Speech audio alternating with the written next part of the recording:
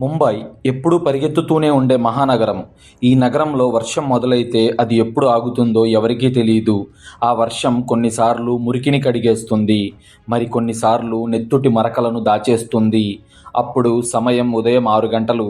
అది బోరీవలీలోని Sanjay Gandhi national park అటవీ ప్రాంతం. ఎడతెరిపి లేకుండా కురుస్తున్న వర్షంలో 2 ఫారెస్ట్ గార్డ్స్ పెట్రోలింగ్ చేస్తున్నారు. అప్పుడే వాళ్లకు పొదల్లో ఒక నల్లటి సూట్ కేస్ కనిపించింది.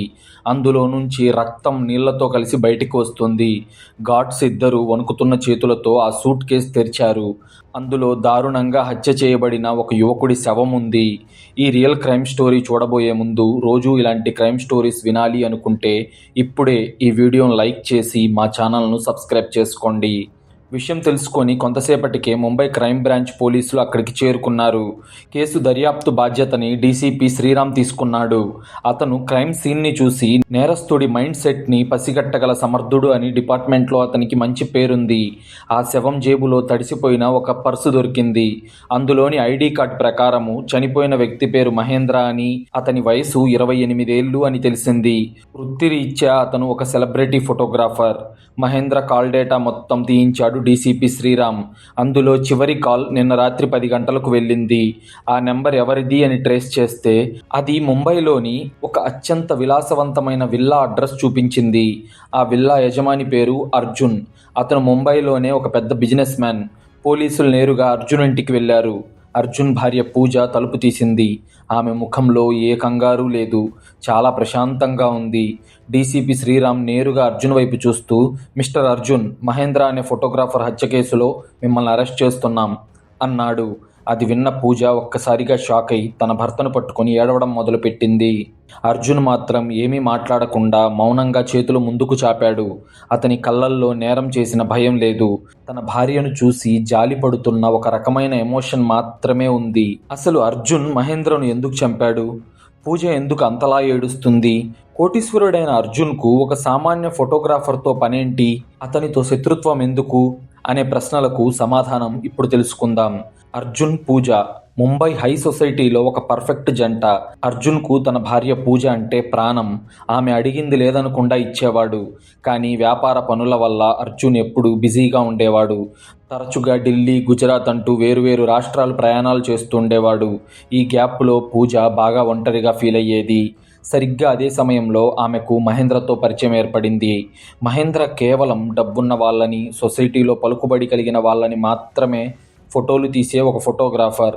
అందులో భాగంగానే పూజకి ఫోటోలు తీసే వంకతో ఆమె ఇంటికి వచ్చేవాడు. ఆ పరిచయం కాస్త ఉండే కొద్దీ ఒక అక్రమ సంబంధంగా మారింది.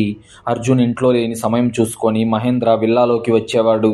కానీ అందరూ అంటుంటారు కదా, ఆడదాని ప్రవర్తనలో మార్పుని భర్త ఇట్టే పసిగట్టగలడు అని. ఈ కథలో కూడా అదే జరిగింది. పూజ ఎప్పుడూ ఫోన్లో బిజీగా ఉండటం, అర్జున్ రాగానే ఫోన్ దాచేయడం, కొత్త కొత్త పెర్ఫ్యూమ్స్ వాడడం అర్జున్ గమనించాడు.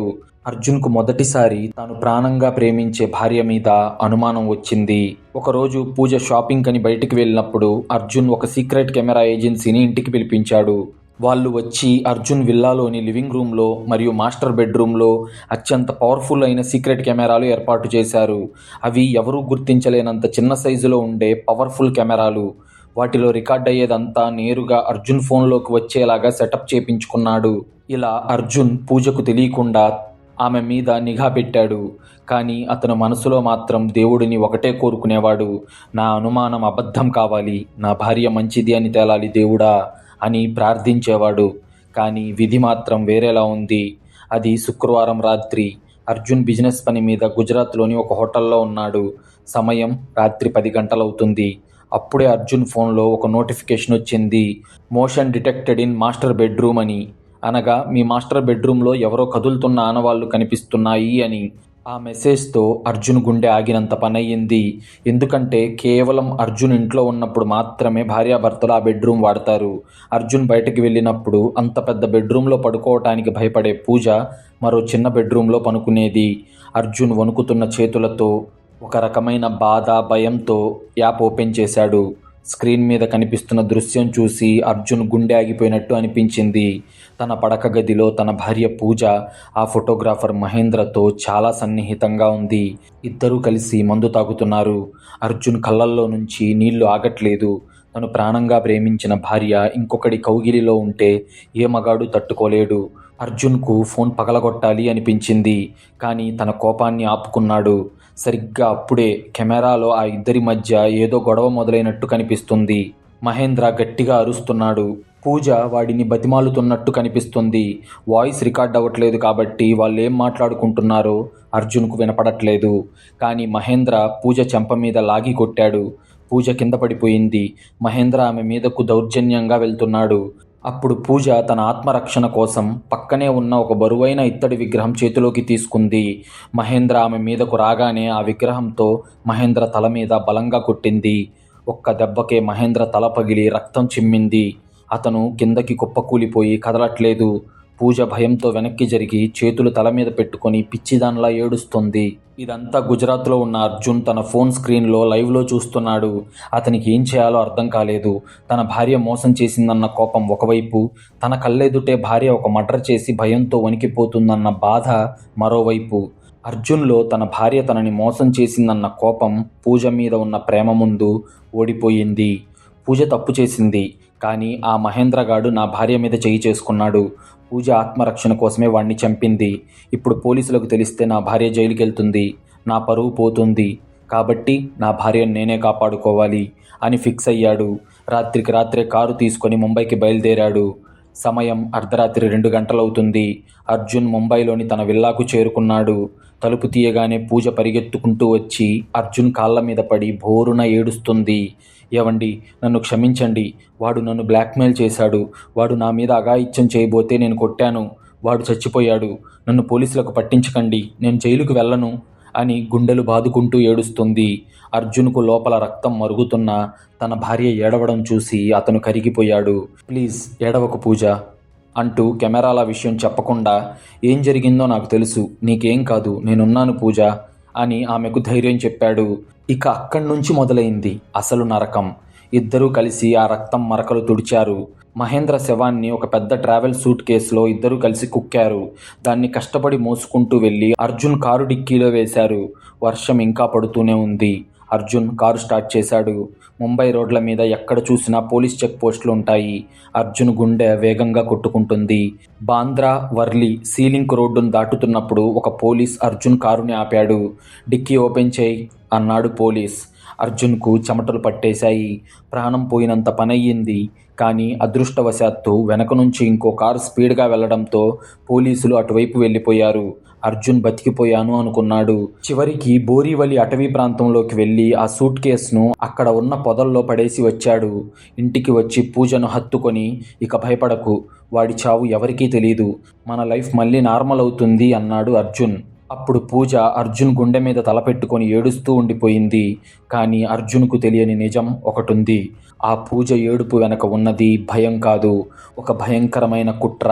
ఇప్పుడు మళ్ళీ కథ ఎక్కడైతే మొదలైందో అక్కడికి వెళ్దాం. బోరీవలి అటవీ ప్రాంతంలో ఒక శవం దొరికింది. పోలీసులు అర్జున్ను అరెస్ట్ చేశారు. డీసీపీ శ్రీరామ్ ఇంట్రాగేషన్ రూమ్లో అర్జున్ను విచారిస్తున్నాడు.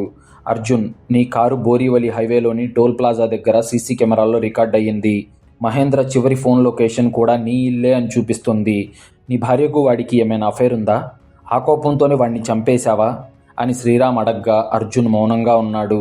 నేను పూజకు హెల్ప్ చేశాను అని చెప్తే నా భార్య జైలుకు వెళ్తుంది. అదేదో ఆ మర్డర్ నేనే చేశానని ఒప్పుకుంటే నా భార్య సేఫ్ అవుతుంది అని మనసులో అనుకున్న అర్జున్ ఇక ఆలస్యం చేయకుండా, అవును సార్, వాడిని చంపింది నేనే. నా భార్యకు ఈ హత్యతో ఏ సంబంధం లేదు. ఆమె నిద్రపోతుండగా నేనే వాడిని ఇంటికి పిలిపించి రాడ్డుతో కొట్టి చంపాను. ఆ తర్వాత కారులో తీసుకెళ్లి పడేశాను అని తప్పుడు స్టేట్మెంట్ ఇచ్చాడు Arjun. DCP Sriram Arjun statement record చేసుకొని పూజను స్టేషన్కి పిలిపించాడు. తన ఛాంబర్లో తన ఎదురుగా కూర్చొని ఉన్న పూజతో, నీ భర్త నేరం ఒప్పుకున్నాడమ్మా, అతనికి యావజ్జీవ కారాగార శిక్ష పడుతుంది అని శ్రీరామ్ అనగా పూజ కన్నీళ్లు పెట్టుకుంటూ, నా భర్త చాలా మంచోడు సార్, నా వల్లే ఆయనకు ఈ శిక్ష పడింది అని నటించింది. అందరూ ఇంకా ఈ కేసు క్లోజ్ అయిపోయింది అనుకున్నారు. సరిగ్గా అర్జున్కు కోర్టులో శిక్ష ఖరారయ్యే టైం వచ్చింది. కానీ ఇక్కడే అసలు ట్విస్ట్ ఎదురైంది. డీసీపీ శ్రీరామ్కు ఎందుకో ఒక చిన్న డౌట్ వచ్చింది. ఒక పెద్ద బిజినెస్ మ్యాన్ మర్డర్ చేసి తన కారులోనే శవాన్ని తీసుకెళ్తాడా? అందులోనూ టోల్ ప్లాజాలు, సీసీ కెమెరాలు ఉన్న రూట్లో ఎందుకు వెళ్తాడు? అర్జున్ ఏదో దాస్తున్నాడు అనిపించి వెంటనే శ్రీరామ్ తన టీంతో అర్జున్ విల్లా మొత్తం చెక్ చేశాడు. అక్కడ ఒక సీక్రెట్ రూమ్లో సీక్రెట్ కెమెరాల కంట్రోల్ సిస్టమ్ మరియు దానికి సంబంధించిన సర్వర్ దొరికింది. అప్పుడు శ్రీరామ్ ఆ కెమెరా ఫుటేజ్ ప్లే చేశాడు. ఆ రాత్రి జరిగిన సీన్ అంతా అందులో ఉంది. పూజ మహేంద్రను చంపడం, అర్జున్ వచ్చి శవాన్ని ప్యాక్ చేయడం, ఇలా ఆ రోజు రాత్రి జరిగిందంతా రికార్డ్ అయింది. అది చూసిన శ్రీరామ్కు అంతా అర్థమైపోయింది. హంతకురాలు పూజ అని, అర్జున్ కేవలం శవాన్ని దాచాడు అని. కానీ ఆ ఫుటేజ్ చూస్తుండగా శ్రీరామ్కు మతిపోయే ఇంకో నిజం తెలిసింది. అదే ఈ కథలో అసలైన ట్విస్ట్. డీసీపీ శ్రీరామ్ ఆ సీసీటీవీ ఫుటేజ్ను పదే పదే చూశాడు. ఆ వీడియోలో ఒక చిన్న క్లూ ఉంది. మహేంద్ర పూజని కొట్టే ముందు పూజ మహేంద్రను లాక్కుంటూ తీసుకెళ్లి సరిగ్గా కెమెరాకి కనిపించే యాంగిల్లో నిలబెట్టింది. ఆ తర్వాత మహేంద్ర తల మీద కొట్టేటప్పుడు కూడా ఆమె ముఖం కెమెరాకు కనపడేలాగా తాను భయపడుతున్నట్టు పర్ఫెక్ట్గా నటించింది. శవాన్ని అర్జున్ ప్యాక్ చేస్తున్నప్పుడు పూజ దొంగచాటుగా ఆ కెమెరా లెన్స్ వైపు చూసి ఒక సైకోలా నవ్వింది. దాని అర్థమేంటి? పూజకు ఆ ఇంట్లో సీక్రెట్ కెమెరాలు ఉన్నాయన్న విషయం ముందే తెలుసు. దాంతో శ్రీరామ్ మైండ్ బ్లాక్ అయిపోయింది. వాస్తవానికి అసలు ఏం జరిగిందంటే, అర్జున్ కెమెరాలు పెట్టించిన రోజే ఆ టెక్నీషియన్ ద్వారా పూజకు ఆ విషయం తెలిసింది. కానీ ఆమె తనకు తెలిసినట్టు అర్జున్కు తెలియనివ్వలేదు. పూజకు మహేంద్రతో అక్రమ సంబంధం బోర్ కొట్టేసింది. పైగా మహేంద్ర ఆమెను డబ్బుల కోసం బ్లాక్మెయిల్ చేయడం మొదలుపెట్టాడు.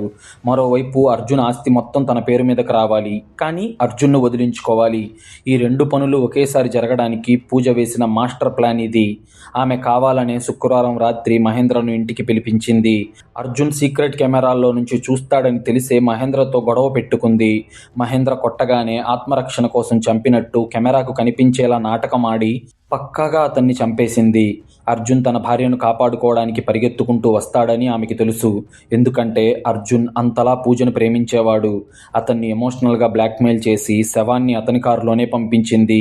రేపు పోలీసులకు ఆ కారు వెళ్లిన రోడ్లో సీసీటీవీ ఫుటేజ్ దొరుకుతుందని, వాళ్ళు అర్జున్ను అరెస్ట్ చేస్తారని, అప్పుడు అర్జున్ తనని కాపాడడానికి నేరం అతని మీద వేసుకుని జైలుకు వెళ్తాడని ఆమె ముందుగానే అంచనా వేసింది.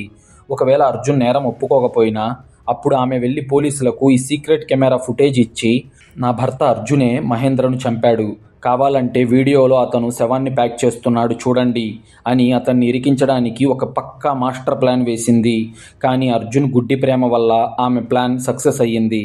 మహేంద్ర చచ్చిపోయాడు. అర్జున్ జైలుకు వెళ్తాడు. ఇప్పుడు ఆ 100 కోట్ల ఆస్తికి పూజ మహారాణి అవ్వాలి అనుకుంది. చూసారా ఇది ఎంత భయంకరమైన కుట్రనో? డీసీపీ శ్రీరామ్ వెంటనే పూజను అరెస్ట్ చేసి స్టేషన్కు తీసుకొచ్చాడు. అర్జున్ను కూడా అదే గదిలోకి తెచ్చాడు.